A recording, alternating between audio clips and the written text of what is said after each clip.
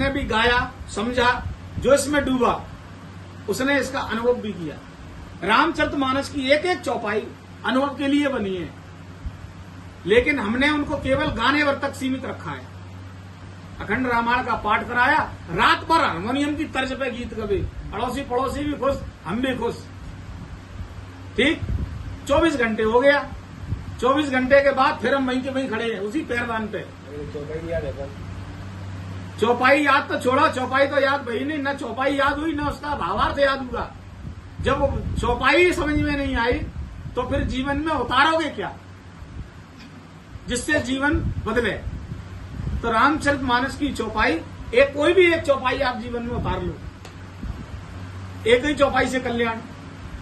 समस्या ये हो गई, हम ज्यादा भर तो बहुत रहे हैं, लेकिन प्रयोग में उतना नहीं ला पा रहे। तो दर्शन मूर्तियों के भी हैं, लेकिन दर्शन करने का अपना अपना अलग ढंग है। उन मूर्तियों में भी जो पाषाण की बनी हुई है, अगर वास्तव में आपने उस पाषाण में को चैतन्य मानते हुए दर्शन करेंगे तो उन मूर्तियों से भी वही लाभ होगा, उनसे भी वही लाभ होगा। लेकिन फिर भी ध्यान रखो, वो मूर्ति केवल इतनी कृपा कर देगी कि आपको किसी चैतन्य महापुरुष से जोड़ देगी, सत्संग कभी नहीं देगी।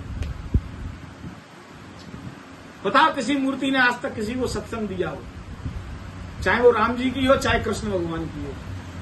तो भगवान करते क्या है? अगर आपने मूर्ति में श्रद्धा लगा दी है तो भगवान कह रहे हैं जो जिसमें श्रद्धा लगाता है मैं उसकी श्रद्धा को खंडित नहीं करता हूं, मैं स्वयं उसमें विराजमान होकर उसकी मनोकामना की पूर्ति करता हूं। ऐसा गीता में योगेश्वर श्री कृष्ण का कहना है। भूत को पूजने वाला है, पाता मेरे ही द्वारा है, भूत कहां से देगा? भूत को भी मैं ही देता हूं। भाई घर में कोई आदमी कितने भी नक्शे मारे, ले तो वो खींच रहा है। एक का नाम भूत है, एक का नाम पितर है, एक का नाम कुछ और है। तो ऐसे कह रहे हैं भगवान के भिन्न भिन्न तरीके की पूजाओं में जो लोग लगे हुए हैं श्रद्धावश, तो मैं उनकी श्रद्धा को खंडित नहीं करता हूं। वो भूत से मांगता है, मैं भूत में प्रवेश करके उसकी मनोकामना पूर्ण करता हूं, लेकिन वो अज्ञानता बस मुझे जान नहीं पाता।